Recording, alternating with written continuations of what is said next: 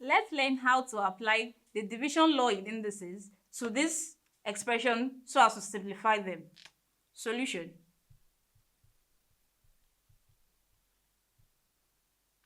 The first one, we have 16x raised to the power of 5 divided by 8x raised to the power of 3.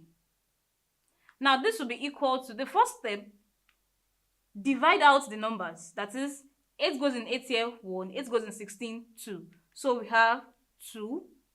Now for the lettered expressions, since they are of the same base, we can apply the division law here. So we have x raised to the power of the power here 5 minus the power here 3.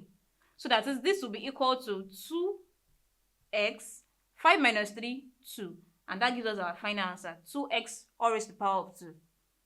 For the second example, we have to simplify p squared divided by p raised to the power of 5. Same thing here, we'll apply the division law because they're having the same base. So just pick one base, p, then subtract the powers. Writing this power first, 2 minus the power here, 5.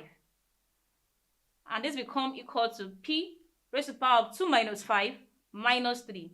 And here also we can apply another law of negative power here.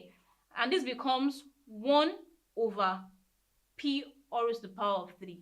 And that gives us our final answer. Thank you.